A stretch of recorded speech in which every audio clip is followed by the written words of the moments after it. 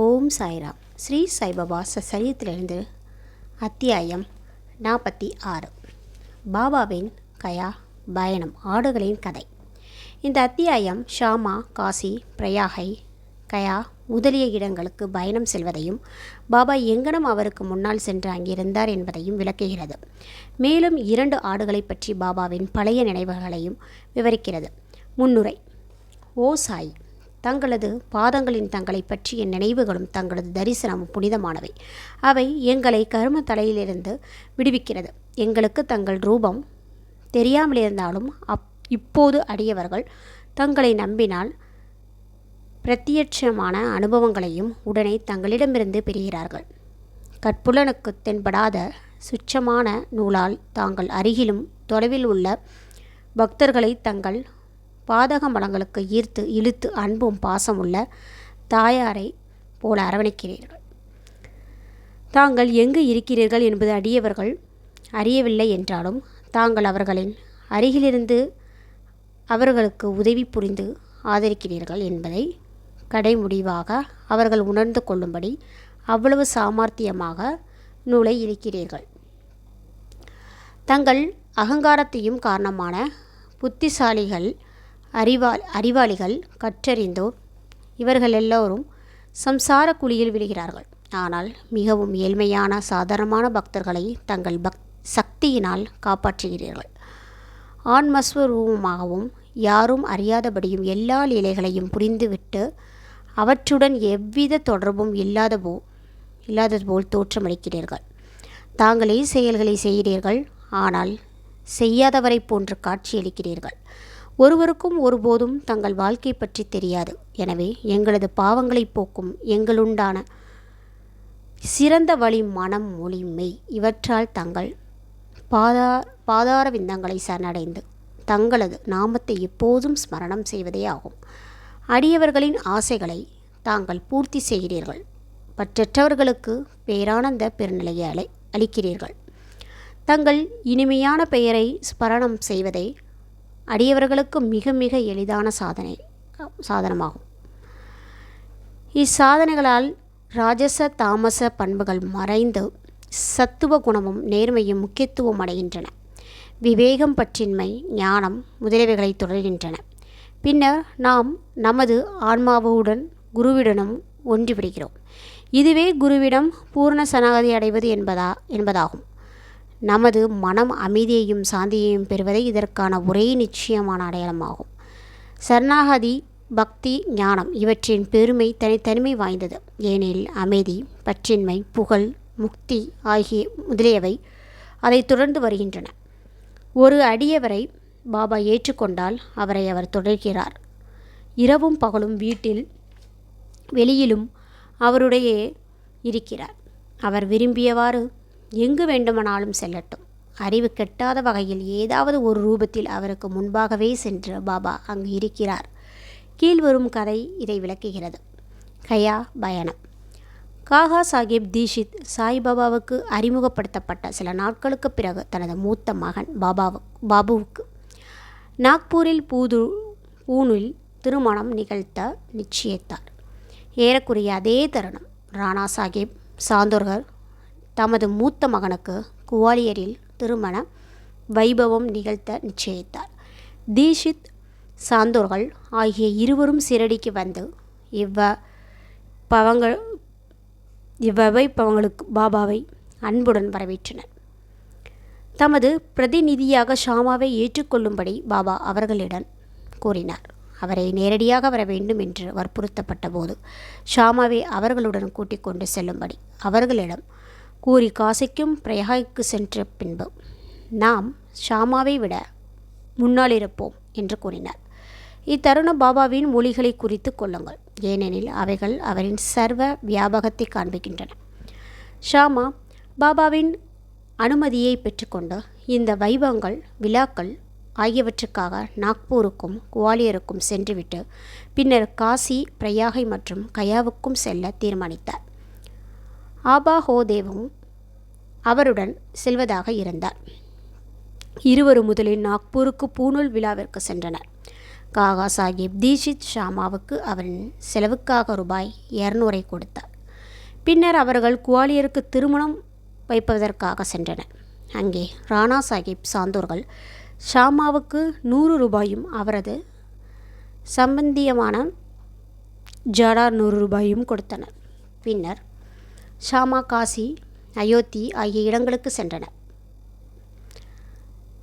காசியின் ஜடாரின் அழகான லக்ஷ்மி நாராயணன் கோவிலிலும் அயோத்தியின் ராமர் கோவிலிலும் ஜடாரின் மேனேஜரால் நன்கு வரவேற்கப்பட்டார். அவர்கள் அயோத்தியில் 21 நாட்களும் காசியில் 2 மாதங்களும் தங்கினர். பின்னர் அங்கிருந்த கயாவுக்கு புறப்பட்டனர். கயாவில் பிளேக் பரவியிருக்கிறது என்பதனை ரயில் அவர்கள் கேள்விப்பட்டு மனக்லகேசம் அடைந்தனர். இரவில் கயா ஸ்டேஷனில் இறங்கி தர்மசாலைகளில் தங்கினார். காலையில் கயா பாலா வந்து யாத்திரர்கள் எல்லாரும் முன்னரே புறப்பட்டு விட்டனர். நீங்களும் சீக்கிரம் புறப்படுவது நல்லது என்றார். ஷாமா தற்செயலாக அவரை கயாவில் பிளேக் இருக்கிறதா என்று வினவினார். இல்லை என்றார் கயாவாலா. தயவு செய்து எந்தவித கவலையும் பயமின்றி வந்து தாங்களே பாருங்கள் என்றார். பின்னர் அவர்கள் அவருடைய சென்று அவரது இல்லத்தில் தங்கினார். அது பெரிய விசாலமான சத்திரமாகும். தனக்கு கொடுக்கப்பட்ட இடத்தை பற்றி ஷாமா மிகவும் மகிழ்ந்தார். ஆனால் கட்டிடத்தில் முற்பகுதிகளின் நடுவே மாட்டப்பட்டிருந்த பாபாவின் பெரிய அழகான சாயி படமே அவரை மிகுந்த மகிழ்ச்சியில் ஆழ்த்தியது. இப்படத்தை பார்த்ததும் ஷாமாவுக்கு உணர்ச்சி பொங்கியது. அவர் காசிக்கும் பிரயாகிக்கும் சென்ற பிறகு ஷாமாவுக்கு முன்னதாகவே நாம் அங்கிருப்போம் என்று பாபாவின் மொழிகளை நினைவு கூர்ந்தார். கண்களின் கண்ணீர் பொங்கியது. மயிர் கூச்சலிருந்து தொண்டை அடைத்து தேம்பி அழத் தொடங்கினார். அங்கு பிளேக் இருப்பது குறித்து பயந்து அதனால் அவர் அழுகிறார் என்ற கயாவாலா நினைத்தார். ஆனால் ஷாமா பாபாவின் படத்தை எங்கிருந்து எப்போது அவர் பெற்றார் என்று விசாரித்தார். கயாவுக்கு வரும் யாத்திரர்களின் வசதிகளை கவனித்துக் கொள்வதற்காக அவருக்கு 200 அல்லது 300 ஏஜென்ட்கள் மண் மாடிகளும் புன் தாம்பேயிலும் வேலை செய்வதாகவும் அவர்களிடமிருந்து பாபாவின் புகழை கேள்விப்பட்டதாகவும் கூறினார். பின்னர் ஏறக்குறைய 12 ஆண்டுகளுக்கு முன்னர் அவர் சீரடிக்கு சென்று பாபாவின் தரிசனத்தை பெற்றார். அங்கு ஷாமாவின் வீட்டில் தொங்கவிடப்பட்டிருந்த பாபாவின் படத்தை பாபாவின் அனுமதி பெற்று ஷாமா அவருக்கு கொடுத்தார். இது அதே படம்தான். இந்த முந்தைய நிகழ்ச்சிகளை ஷாமா அப்போது நினைவு கூர்ந்தார். முன்னால் தனக்கு பணிவன்பு புரிந்த அதே ஷாமாதான் தனது விருந்தினர் என்று தெரிந்தவுடன் ஹயாவாலாவுக்கு மகிழ்ச்சி கரை காணவில்லை. பின்னர் அவர்களிடம் வரும் அன்பையும் சேவையும் பரிமாறிக்கொண்டினார். மிக மிக உற்சாகத்துடனும் மகிழ்ச்சியுடனும் இருந்தனர். கயாவாலா அவருக்கு சரியான ராஜ பிரசாரம் செய்தார். அவர் பெரும் பணக்காரர். தான் ஒரு பல்லக்கில் அமர்ந்து யானைகளின் மேல் ஷாமாவை அமரச் செய்து அவரது தேவை சௌகரியங்கள் அனைத்தையும் கவனித்து கொண்டார். இக்கதைகளின் நீதியாவது பாபாவின் மொழிகள் வார்த்தைக்கு வார்த்தை அப்படியே உண்மையாகின்றன. தமது அடியவர்கள் பால் அவர் கொண்டுள்ள அன்பு எல்லையற்றதாகும். அதை விட்டுவிடுவோம். அவர் எல்லா ஜீவராசிகளையும் கூட சமமாக நேசித்தார். ஏனெனில் அவர்கள் பால் தாம் ஒன்றியவராக நினைக்கிறார். பின்வரும் கதை இதை விளக்குகிறது. 2 ஆடுகள். ஒரு முறை லெண்டியிலிருந்து பாபா திரும்பி வந்து கொண்டிருக்கும் போது ஆட்டு மந்தை ஒன்றை கண்டார். அவைகளின் 2 அவரின் கவனத்தை கவர்ந்தன. அவைகளிடம் சென்று அவற்றை தடவி கொடுத்து அன்பு செலுத்தி அவைகளை ரூபாய் 32க்கு விலைக்கு வாங்கினார். பாபாவின் இந்த செயல்களை கண்டு பக்தர்கள் ஆச்சரியமுற்றனர். வியாபாரத்தில் பாபா ஏமாற்றப்பட்டார் எனவும் ஒரு ஆடு ரூபாய் 2 வீதம் அல்லது அதிகபட்சம் ரூபாய் 3 அல்லது 4 வீதம் 2 ஆடும் ரூபாய் 8 மற்றும் பெறும் எனவும் நினைத்தார். அவர்கள் இதற்காக பாபாவை கனிந்து கொண்டனர். ஆனால் பாபா அமைதியாகவும் மகிழ்ச்சியாகவும் இருந்தார். ஷாமாவும் தாத்தியா ஹோதேவும் அதற்கு விளக்கம் கேட்டனர். தமக்கென வீடும் கவனிக்க குடும்பமும் இல்லாதபடியால் தாம் பணத்தை சேமிக்கக்கூடாது என்று அவர் கூறினார். தமது செலவில் 4 பேர் பருப்பு வாங்கி ஆடுகளுக்கு அளிக்கும்படி கூறினார். இது முடிந்த பின் பாபா அவ்வாடுகளை மந்தையில் சொந்தக்காரருக்கு கொடுத்துவிட்டு ஆடுகளை பற்றிய தமது பழைய ஞாபகத்தையும் கீழ்கண்ட கதைகளையும் கூறினார். ஓ ஷாமா, தாத்யா, இவ்வியாபாரத்தில் நான் ஏமாற்றப்பட்டு விட்டேன் என நீங்கள் நினைக்கிறீர்கள். கிடையாது. அவைகளின் கதைகளை கேளுங்கள். அவைகளின் முந்தைய பிறவில் மனிதர்களால் இருந்தனர். எனது நண்பர்களாய் இருந்து எனது அருகில் அமரும் நல்லதிர்ஷ்டம் பெற்றிருந்தனர்.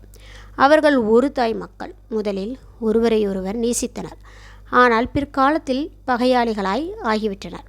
மூத்தவன் சோம்பேறி, பின்னவன் சுறுசுறுப்பானவன். ஆதலால் பெரும் பொருள் திரட்டினான். மூத்தவன் பேராசையும் பொறாமையும் கொண்டு பின்னவனை கொன்று பணத்தை எடுத்துக்கொள்ள விரும்பினான். தங்கள் சகோதர உறவை மறந்து ஒருவரிடம் ஒருவர் சண்டை போடத் தொடங்கினார்.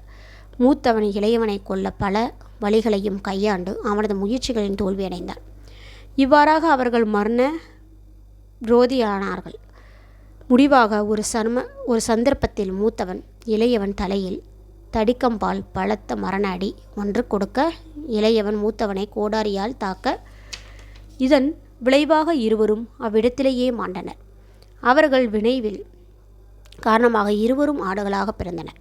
சற்று முன் என்னை கடந்து சென்றபோது நான் அவர்களை அறிந்து கொண்டேன். அவைகளின் முந்தைய பிறவிகளுக்கு நினைவு கூர்ந்து இரக்கம் கொண்டு அவைகளுக்கு இளைப்பாறுதலும் சௌகரியமும் தர விரும்பி என்னிடம் இருந்த எல்லா பணத்தையும் செலவழித்தேன். இதற்கான நீங்கள் என்னை குறை கூறுகிறீர்கள். நீங்கள் என்னுடைய பேரத்தை விரும்பாததால் நான் அவைகளை மேய்பவனுடையனே திருப்பி அனுப்பிவிட்டேன் என்றார். ஆடுகளிடம் சாயியின் அன்பு அத்தகையது. ஸ்ரீ சாயை பணிய அனைவருக்கும் சாந்தி நிலைக்கட்டும். ஓம் சாய்ராம், ஓம் சாய்ராம், ஓம் சாய்ராம். அல்லாஹ் மாலிக்.